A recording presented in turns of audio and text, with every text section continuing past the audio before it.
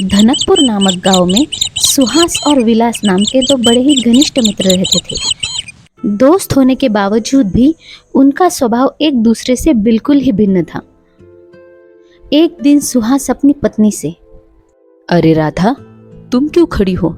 क्या तुम्हें भूख नहीं लगी? चलो आओ मेरे साथ खाना खाने के लिए बैठ जाओ। मुझे लगा आपको देर हो रही है, इसकी वजह से मैंने सोचा मैं बाद में खाना खा लूंगी, पहले आप खा लीजिए। अरे तो क्या हुआ, जितनी भी देर हो जाए, तुम्हारे बिना खाना थोड़ी ना खा सकता हूँ। चलो आओ, तुम भी दोने वाले खा लो मेरे साथ। भूख तो तुम्हें भी बराबर लगी है ना? ठीक है, अगर आपको कुछ चाहिए तो मुझे बता देना। ऐसे ही सुहास और राधा एक दूसरे को समझते हुए और प्यार से अपना जीवन बिता रहे थे। सुहास बड़ा ही प्रामाणिक था और वो अपनी पत्नी से बेहद प्यार करता था। और उसके विरुद्ध था विलास। अपनी पत्नी से प्यार तो करता था, लेकिन अरे तारा, ध्यान कहाँ रहता है तुम्हारा? कब से आवाज दिए जा रहा हूँ, जल्दी से खाना परोसो, जल्दी से खाना परोसो, लेकिन नहीं। इतनी देर लगती है क्या खाना बनाने में? क्या अभी आदमी भूखा ही काम पे चला जाए? तुम्हें तो एक काम भी ढंग से करना नहीं आता। मुझे माफ कर दीजिए, आज घर में काम थोड़ा सा ज्यादा था, इसकी वजह से देर हो गई। कल से नहीं होगा। अरे ऐसा कौन सा काम करती हो रोज घर में जो तुम्हें वक्त नहीं मिल रहा है? तुम्हें पता है मुझे दुकान जाना होता है, लेकिन तुम्हें उससे क्या? छोड़ो, तुमसे तो बात करना ही बेकार है। मुझे माफ कर दीजिए और अपना गुस्सा खाने पे मत निकालिए। मैं कल से ध्यान रखूंगी। विलास अपने तौर तरीकों को लेकर बड़ा ही कठोर था। सुहास और विलास की साझेदारी में मिलके एक दुकान थी जिसका नाम था भैया जी मिठाई, जो अपने गांव में बड़ी ही प्रसिद्ध थी। दोनों दिन भर अपनी दुकान में बड़ी ही प्रामाणिकता से काम करते थे। आसपास के गांव में भी उनकी दुकान बड़ी ही प्रसिद्ध थी। दूर दूर से लोग उनकी दुकान की मिठाई चखने आते थे। एक अच्छे व्यापारी के साथ साथ ही सुहास और विलास दोनों भी शिव भक्त थे। हे शिव, तूने आज तक मेरे जीवन में मुझे जो कुछ भी दिया उसके लिए धन्यवाद। भगवान, तूने मुझे बिना मांगे ही सब कुछ दे दिया है। कभी किसी चीज की मुझे जरूरत नहीं आई। मुझे ऐसा जीवन देने के लिए, मुझे ऐसा भाग्यवान बनाने के लिए धन्यवाद। मैं जीवन भर आपका ऋणी हूं भगवान। हे भगवान, मैं रोज तुम्हारी पूजा बड़ी ही प्रामाणिकता से करता हूँ और अपना दुकान भी बड़ी ही प्यार से, बड़ी मेहनत से और शिद्दत से देखता हूँ। बस आपसे मांग क्या रहा हूँ, एक उससे भी बड़ी दुकान। हे भगवान, मैं कष्ट करता हूँ, लेकिन मुझे उसका फल दीजिए। मुझे इससे भी एक बड़ी दुकान बनानी है। मेरा साथ दीजिए भगवान, और मेरे घर में जो अशांति है उसे दूर कीजिए भगवान। मुझे घर में शांति और व्यापार में उन्नति दीजिए भगवान। मैं आपको हर सोमवार को प्रसाद चढ़ाने आऊँगा भगवान, लेकिन अपनी कृपा दृष्टि मुझे पे बनाए रखिए भगवान। सुहास और विलास की सोच में यही फर्क था। सुहास अपने जीवन की सारी अच्छी चीजें देखता था, लेकिन विलास अपने जीवन में कभी भी खुश नहीं था। एक दिन, मालिक, अच्छा हुआ आप घर पे ही मिल गए मालिक। मुझे आपसे थोड़ा सा काम था, लेकिन पता नहीं आपसे कैसे बात करूं। मुझे आपकी थोड़ी सी मदद चाहिए थी। हाँ हाँ रामू, बताओ क्या हुआ? ऐसे अचानक कैसे आना हुआ? कुछ हो गया है क्या? मुझे बताओ, शायद मैं तुम्हारी कुछ मदद कर सकूं। क्या हुआ है? अपने मन में कोई भी बात मत रखो। मालिक, मुझे गलत मत समझिएगा, लेकिन मुझे पैसों की ज़रूरत थी। माँ की तबीयत आजकल ठीक नहीं रहती और मेरी तनख्वाह भी घर में पूरी नहीं पड़ती। अरे अरे, इसमें बुरा मानने वाली क्या बात है? माँ के इलाज के लिए पैसे चाहिए तो मांग लो। राधा, अंदर से शामू के लिए थोड़े पैसे तो लेके आना।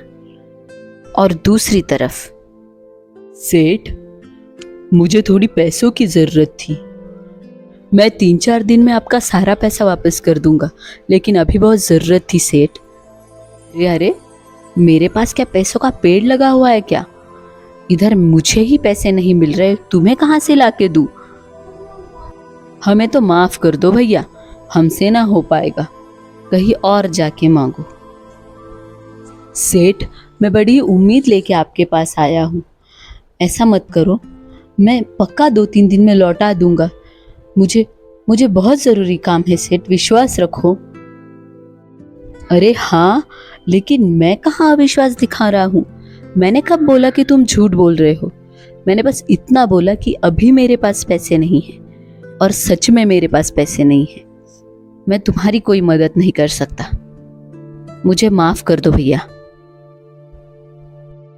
पैसों के मामले में विलास कभी भी किसी पे भरोसा नहीं करता था, सिवाय सुहास के, क्योंकि वो उसे पहले से जानता था। सुहास हमेशा इंसान और अपने कर्म में भगवान को देखता, लेकिन विलास पत्थरों में और मंदिरों में भगवान को देखता था। भैया जी, अपने गांव में मंदिर के लिए हम मदद ढूंढ रहे हैं। अरे क्यों नहीं, जरूर करेंगे। भगवान के काम के लिए ना नहीं कहते हम। बताओ कितना रुपया देना है, क्या मदद करनी है, हम करेंगे। लेकिन मंदिर के दीवारों पे हमारा नाम तो आएगा ना? अगर नाम नहीं आया तो पैसे देना बेकार हो जाएगा। सबको पता भी तो चलना चाहिए ना। चंदू, और क्या क्या मदद करना बाकी है? क्या क्या बचा है मंदिर में?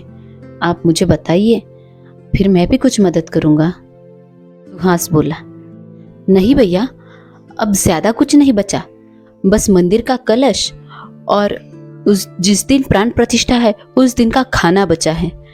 बस उसी के लिए मैं आप दोनों के पास आया हूँ। अगर आप कुछ मदद कर सके तो ठीक है। चंदू, उस दिन का खाना मेरी तरफ से, पूरे गांव को बुलाओ। कोई भूखे पेट नहीं सोना चाहिए, उस दिन गांव में रसोई नहीं बनेगी।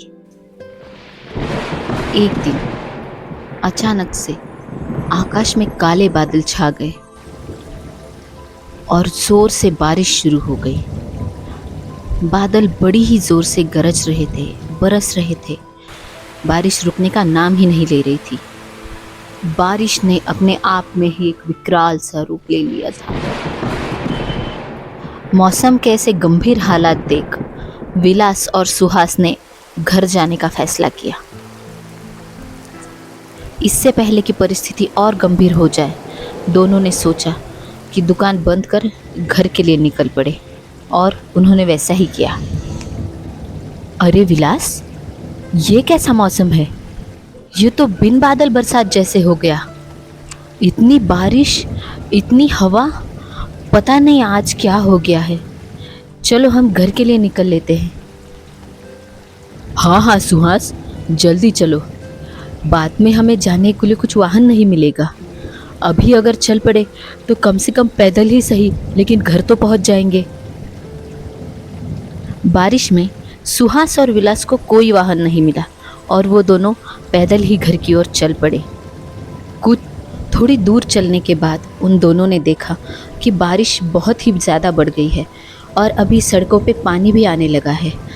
तब सुहास और विलास ने सोचा, थोड़ी देर किसी के घर पे रुक जाते हैं, तब तक बारिश भी कम हो जाएगी और फिर हम दोनों घर के लिए निकल पड़ेंगे।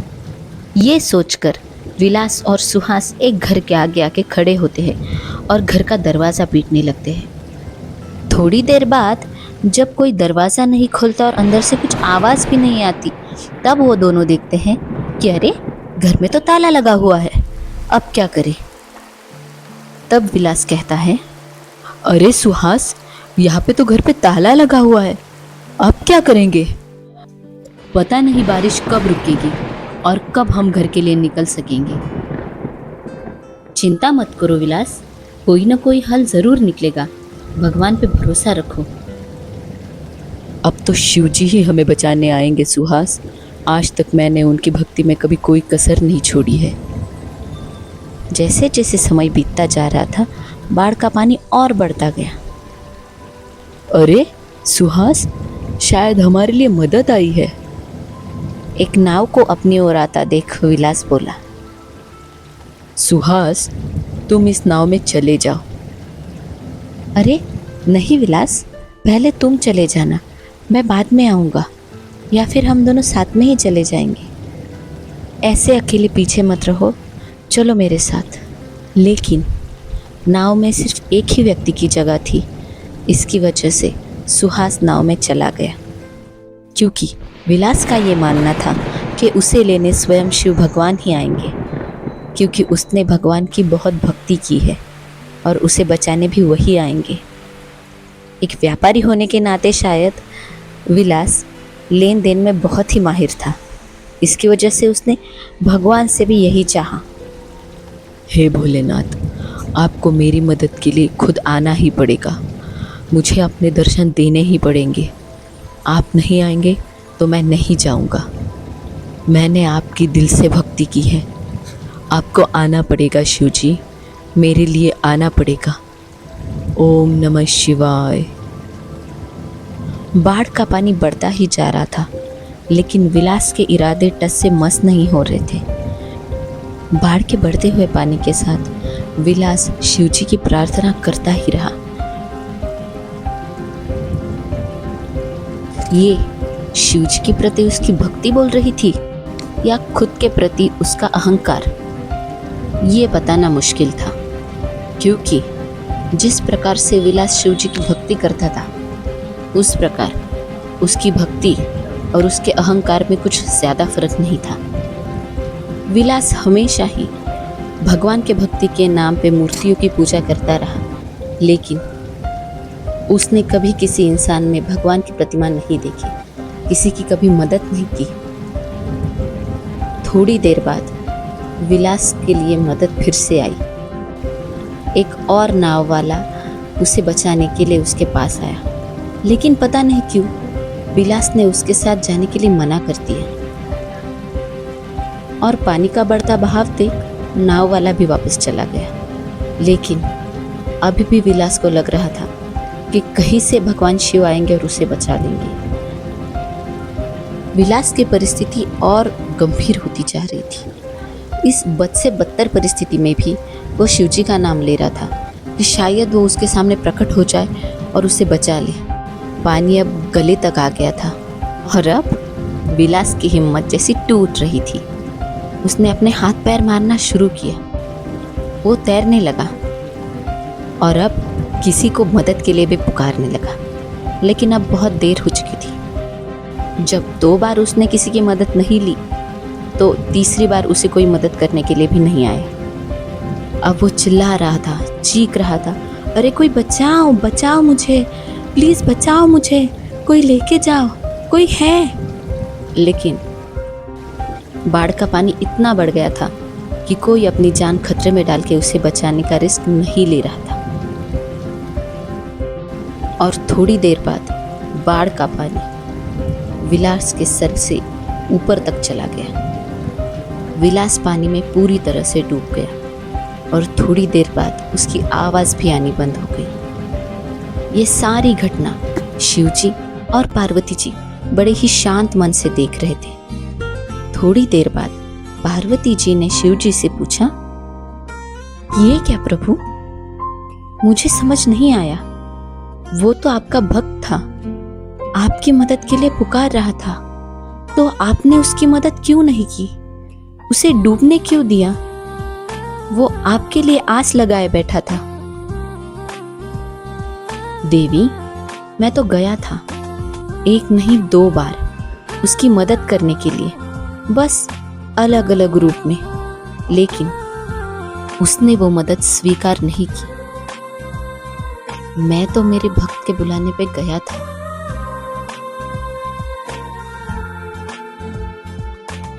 प्रभु, वो आपके दर्शन के लिए तरस रहा था। आपने उसकी मदद की, लेकिन शायद वो आपके दर्शन के लिए वहां रुका था कि आप स्वयं आएंगे और उसकी मदद करेंगे। देवी, तुम्हें तो पता है मैं स्वयं दर्शन नहीं देता। इस संसार के हर एक व्यक्ति में, हर एक प्राणी में मेरा अंश है। जिसने वो जान लिया वही मेरा सच्चा भक्त है। विलास ने वो कभी नहीं जाना। वो मुझे मंदिरों में और पत्थरों में ढूंढता रहा, जबकि मैं हमेशा उसके आसपास ही था, लेकिन वो कभी मुझे देख नहीं पाया। अगर संसार में सबको भक्ति का सच्चा अर्थ पता चले तो कभी किसी के भी साथ अन्याय नहीं होगा, और यही परम सत्य है।